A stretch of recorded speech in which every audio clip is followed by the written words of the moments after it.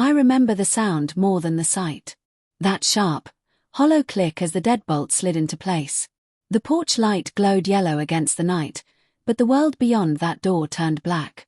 My knuckles bled from pounding, my voice cracked from screaming, and the only answer I got was my mother's muffled sob and my father's cold silence. I was 17, pregnant, barefoot, and homeless in a single turn of a lock.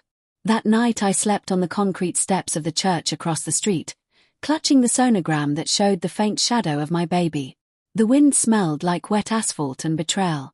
My parents, the people who once read me bedtime stories and braided my hair, had chosen their reputation over their daughter. They told the neighbors I had run away. But I didn't run. I was exiled. 10 years later, I learned to survive. College took me in through scholarships. The baby, Eli, gave me reason to keep breathing when life tried to drown me. I worked 2 jobs, slept 4 hours a night, and watched my body turn into armor. Every wound, every humiliation hardened into resolve. I became a journalist. Irony, maybe. The truth had burned me once, so I learned how to wield it. By the time Eli turned 9, I had a home, a car, and a quiet hunger for closure. Then one morning, while scrolling through local news, I saw them. My parents. Pastor Samuel and Mrs. Elaine Porter to receive Community Excellence Award for Family Outreach. Family outreach. I laughed until my throat burned. The same people who tossed their daughter into the cold were being celebrated for saving broken families.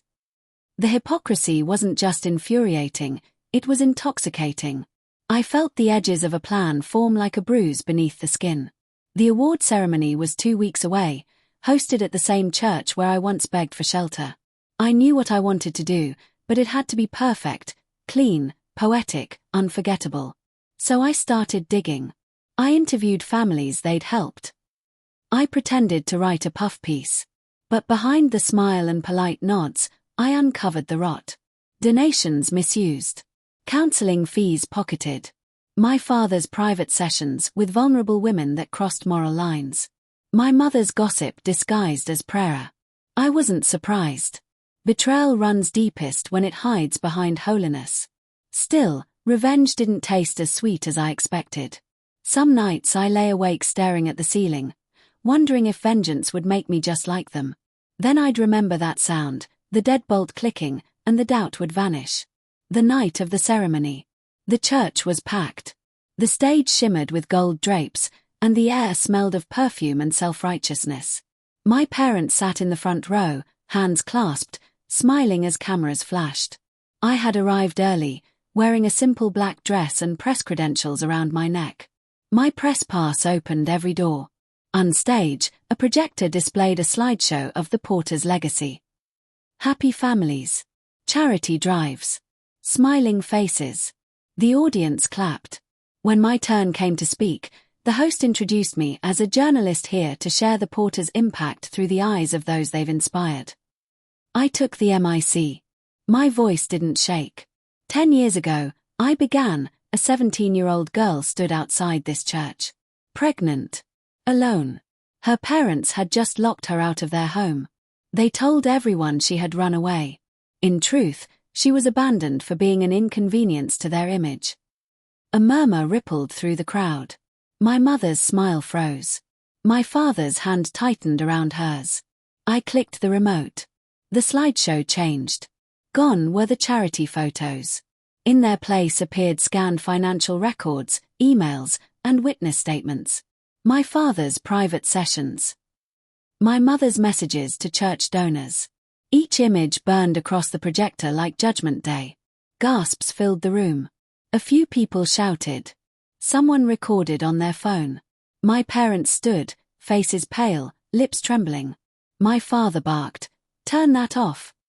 I didn't stop. The girl they abandoned built her own life.